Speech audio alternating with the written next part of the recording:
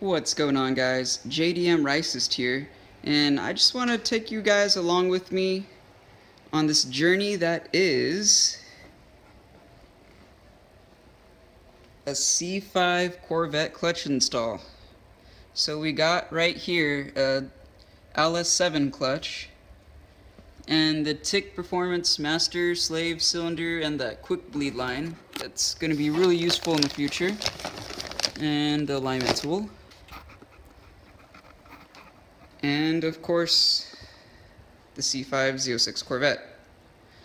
So to get to this point, really not hard. All you got to do is make sure you jack the rear end up. Up here we have a 4-post lift. After you jack up the rear end, you want to take off the rear tires, and it's kind of hard to see because it's a little dark in this wheel well, but you want to remove your brake calipers. Actually, before you do that,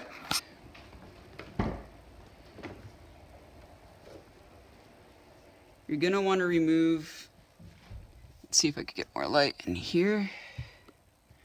It didn't really help. That's okay. I mean, you'll be able to see it in your own ride, but you want to take off the shift knob and this little shift boot. That's really all you got to do in here.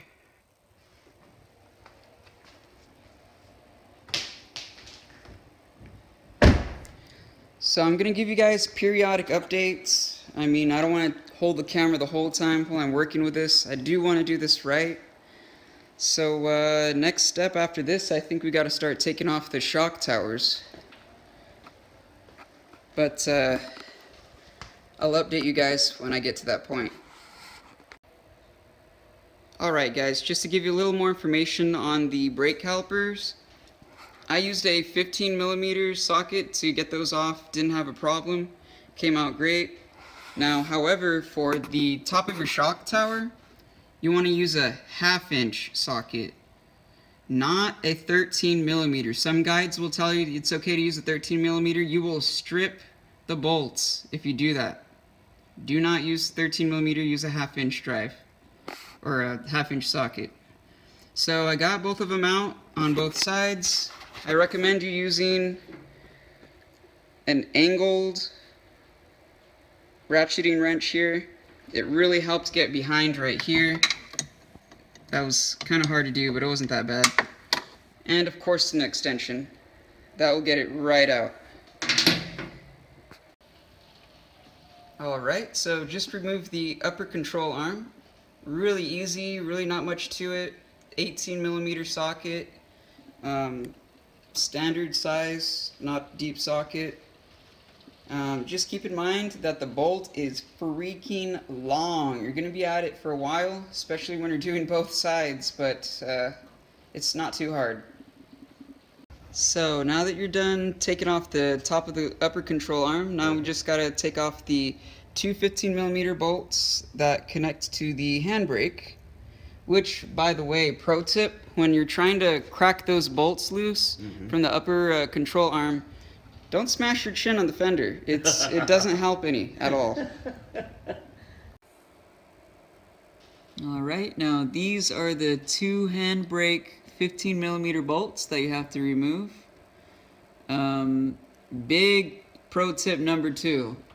Make sure you at least loosen these handbrake bolts before you take off the upper control arm, because they're probably going to be nice and stuck from a whole bunch of dirt or whatever that's been back here for many years. So please do yourself a favor and at least get these loose before you take off the upper control arm. You'll be glad you did. Alright, after you get off those two stubborn emergency brake bracket bolts, you want to undo the, I think this is the ABS sensor. Get that out of the way. So then now you could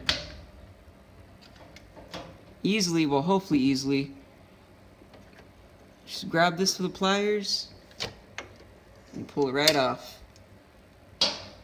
Now you could just move this out of the way and one less thing to worry about. Okay guys, so there's two more bolts that you should loosen before again taking the upper control arm off. These two are going to be on there really good if you've never taken this rear cradle off before, which this hasn't. So you're going to want some leverage here. This is all I got right here for my longest wrench. So I stick a little pipe right here. Give me more leverage. Way more leverage. I should be able... there we go. Slowly but surely.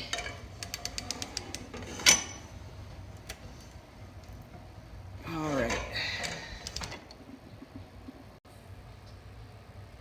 Okay, so I've completely loosened the exhaust, but there is no way I could get it around the axle. It is just too much in there. So you do have to loosen the sway bar. So you loosen it and you just let it dangle down from what I've read. I think they're 18mm bolts or nuts. Yeah, I think they're 18mm. But if you loosen those, you should be able to drop the sway bar out of the way, and then you could angle it enough to drop the exhaust out. So I'm going to try that right now, and I will let you know how it goes.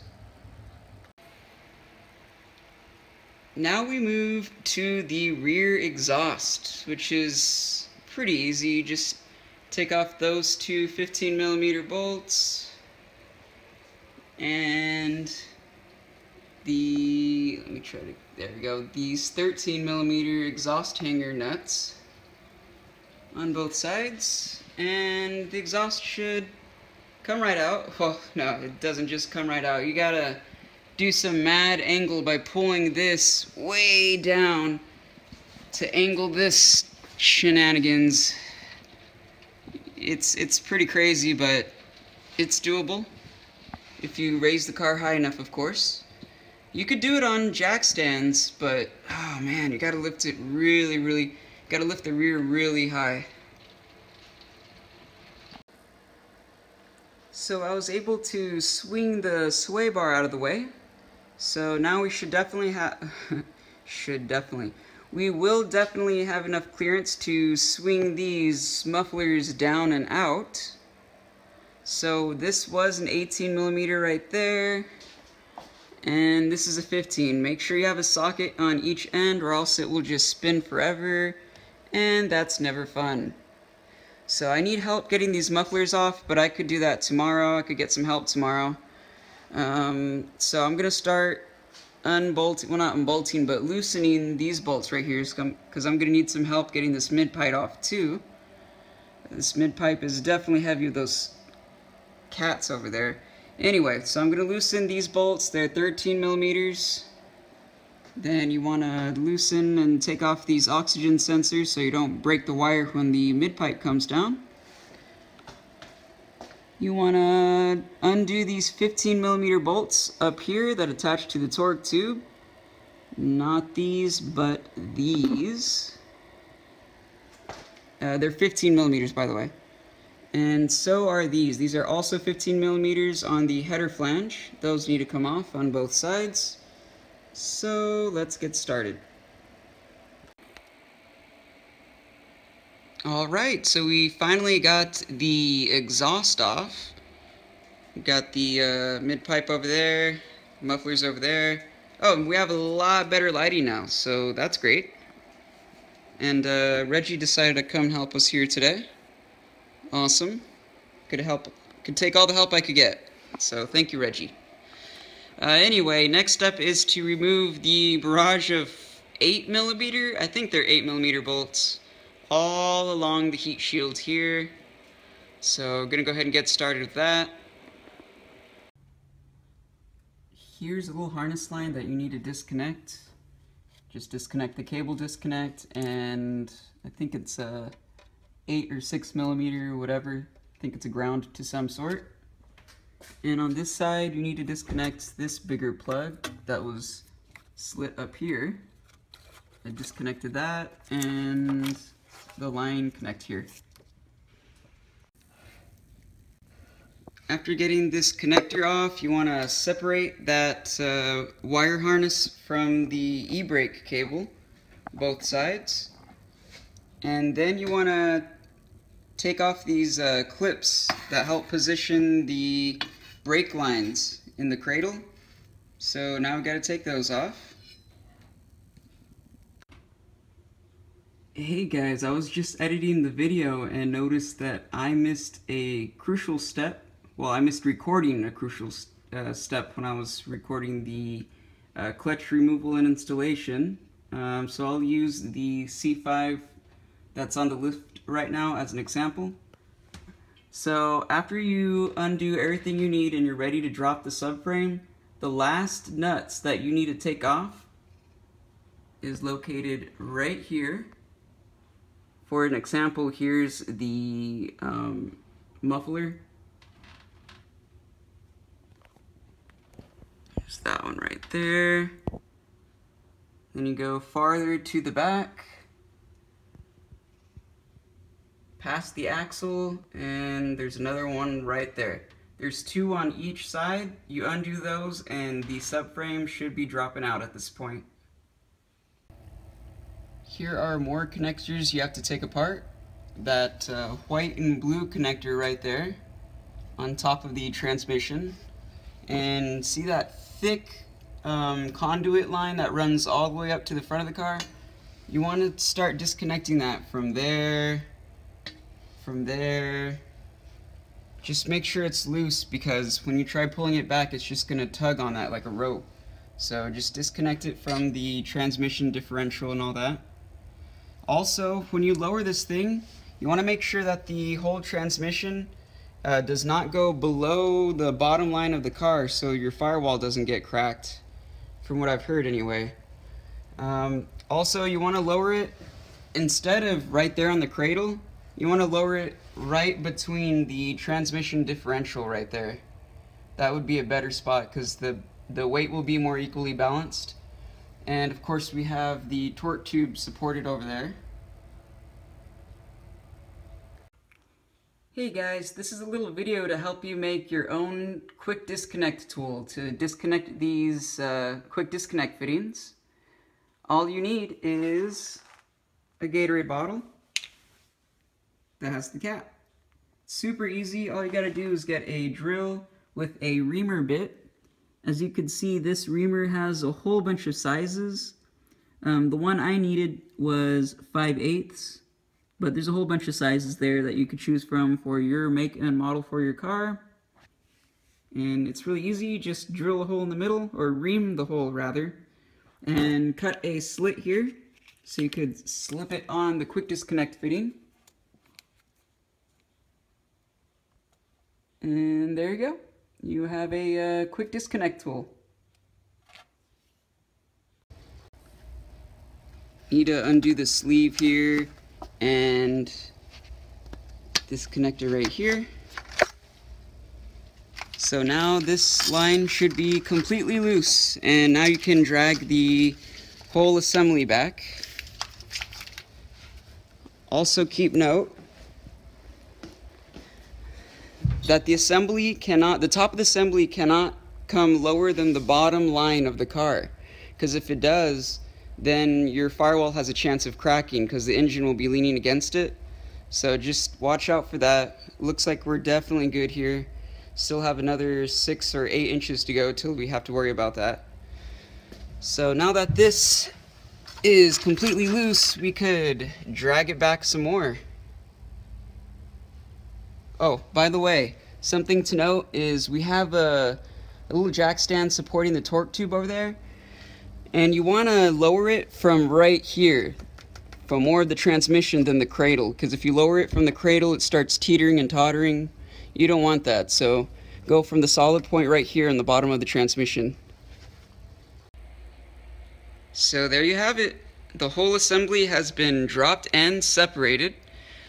Just make sure you're careful with these brake lines right here. It should slip right between, but you may have to move it a little bit for it to slip through. it does slip between these drive shafts here. So now that it's separate, the only thing we have left to do is the actual clutch work.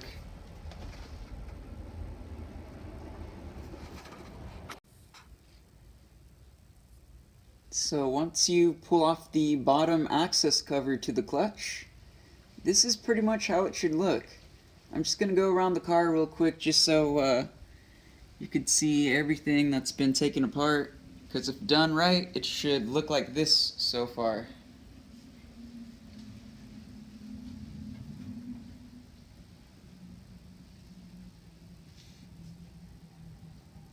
There's the fuel filter right there, which should definitely be replaced since you've gone this far.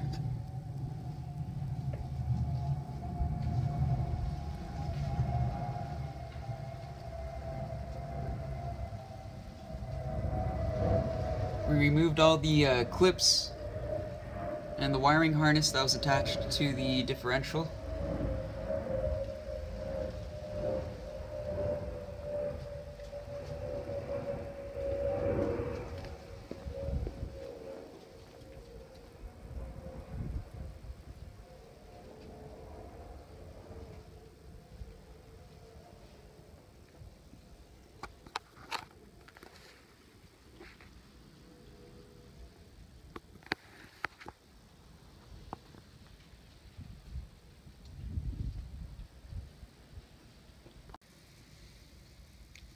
So now we're back under the car looking at the clutch that has definitely seen better days.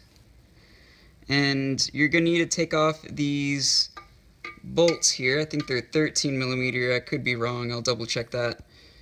But in order to get to the rest of them that are up here in the bell housing, you need to use this flywheel turning tool from Leslie or wherever you want to get it from. And this is going to help you, I can't do it with one hand, but it's going to help you turn the flywheel so you could get access to all the other bolts.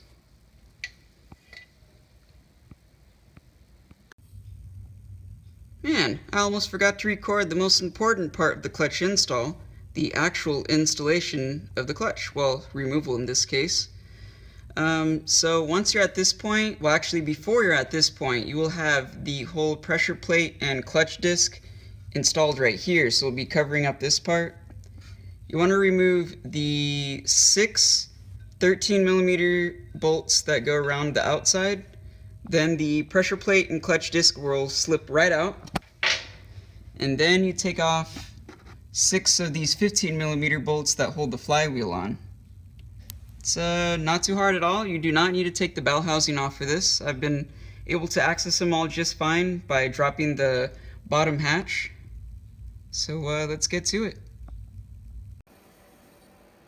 Now that you dropped the flywheel and clutch, there's going to be a lot of nasty grime left behind. You're going to definitely want to clean that out as best you can by using some engine degreaser and a wire brush. That should take care of it.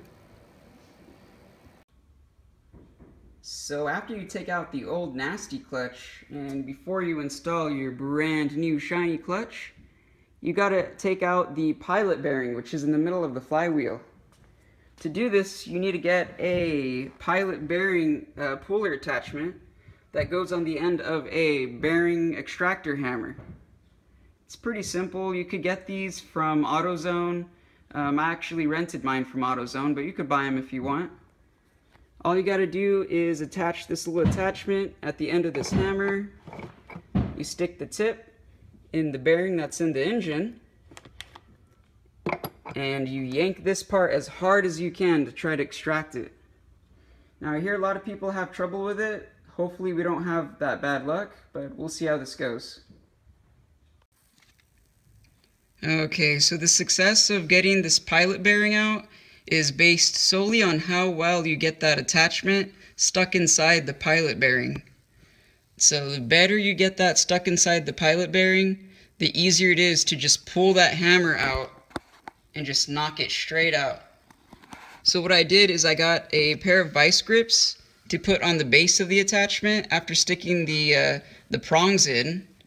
And then I get a 24 millimeter, yours might be different, but I got a 24 millimeter socket, and I twist while my left hand is on the vice grips. I twist with my right hand on the ratcheting wrench. And take this off, put that on, and we'll see how this goes. And there you have it. Pilot bearing gone. Here it is. All destroyed and such. Yeah, it's pretty nasty, but it worked. Out with the old, in with the new. So I just pounded in a fresh new pilot bearing, and I'm going to show you guys the easiest way to do that. I didn't have any hassle. Took me literally 2 minutes.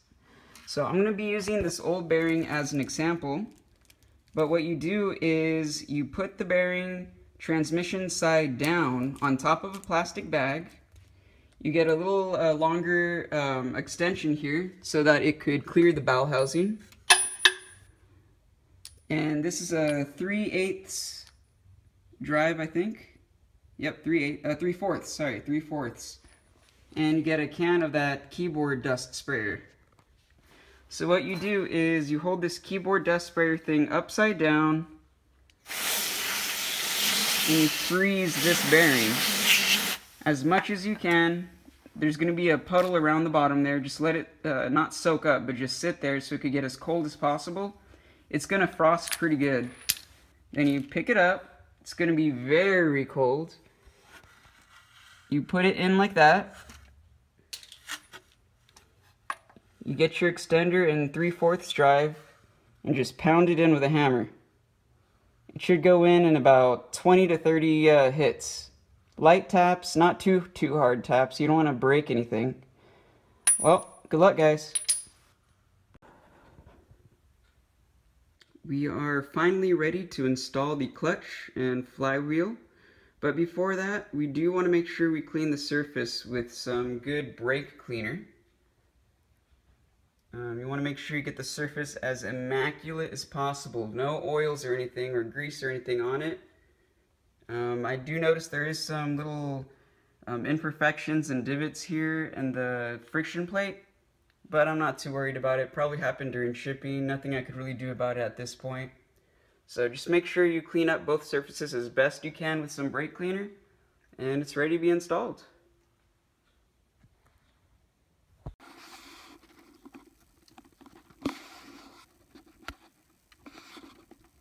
Now that you got your flywheel up here, you want to make sure that all 7 holes line up correctly, even the one that the bolt doesn't go in. I'm not exactly sure what that one's for. I think it's just a reference point so the flywheel stays balanced. But anyway, once you put in all the bolts, you want to go ahead and finger tighten them on a star pattern. Once you do that, you want to torque them down at a star pattern. First pass on 15 foot-pounds, second pass on 37 foot-pounds, and then third pass in 74 foot-pounds. And make sure you do that in the star pattern. After you do that and tighten them all up to 74 foot-pounds, you want to make sure you clean the surface with the brake cleaner again to make sure it's as perfect as it was before you put it up. Just a little pro tip here that stops the flywheel from spinning when you're torquing down the bolts is to get a crowbar. Stick the tip right there where the starter notches are, and then just make sure it goes down to the floor right there. So that way you could torque down the bolts no problem. See how the tip is in the starter notch there? It holds really well. Now that your flywheel has been torqued and cleaned, it is time to install the pressure plate and clutch disc. Just make sure that the dowel pins on the flywheel match up with the pressure plate right here. Dowel pin on the flywheel and the matching hole on the pressure plate. Oh yeah, and you're also going to want to stop it with this so you could put all the bolts on, and the alignment tool. This helps align everything too. Oh man, okay, just something to note, if you go with the LS7 clutch, you do have to at least loosen this bell housing for it to fit, because the flywheel is a lot thicker and there's these dowel pins here that make your job a whole lot harder. So once you loosen this bell housing, you will be able to stick it in, but you do have to at least loosen the bell housing. If you have an LS6 clutch, you should be able to slip it by. Something else I forgot to mention, because my flywheel bolts already had thread lock on its base, but the pressure plate bolts did not have any thread locker on them, and I would definitely recommend at least putting some blue thread lock in the base of the bolts, just like I did here. That will just ensure that the bolts don't back out and ruin your entire clutch job. So yeah, just go ahead and put some thread lock in the base just for safe measures. Now that we put the bell housing back on and hand tighten the clutch bolts, we want to go ahead and torque them down to 20 pound-feet on the first pass, 40 pound-feet on the second pass, and finally 52 pound-feet on the last pass. Also keep in mind, if I said foot-pounds earlier, I did mean pound-feet.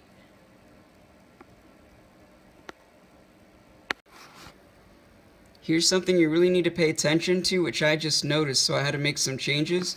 But make sure that the green mark on your flywheel matches up with the green mark on your clutch. Just make sure they're matching. You'll even see this dowel pin here. Just make sure that green mark from the clutch matches up with the green mark on the flywheel, and this makes sure that it's nice and balanced. Another thing to mention is that your little alignment tool should be able to go in and out super easy. Just pull it out and be able to just press it all the way in. Easy as that. Now if you made sure that that alignment tool is nice and loose like I mentioned earlier, then this part should be really easy, because the spline shaft in here should slip right into the clutch. Right through the clutch, right through the flywheel, and mesh in whatever in the pilot bearing. So once you stick it in enough to where you could clamp it from here to here, then you're able to just squeeze this and see it's clamping itself together. Now I need to do this with two hands, but you could see my point, why the clamp is so useful here. Now that you're starting to get the torque tube in the clutch to the pilot bearing, go ahead and start putting all the connectors in that you disconnected earlier. Okay, this is what we did to get the whole rear assembly rolling. We put 3 jacks, 2 on the outside on the outer part of the leaf spring, and 1 right in the middle of the transmission. So we're able to slide that right in, no problem. So now you just start threading in these bolts right here. 1 and 2. Start threading them in. You don't have to thread them in all the way. Then you start putting all the other ones on, and then you start threading those. Then you finish with these, and it should clamp shut. And yeah, that's pretty much it. Just do everything that you did to take off the rear subframe off backwards, and you're pretty much done. This was a C5 clutch install by JDMricist. Good luck, guys.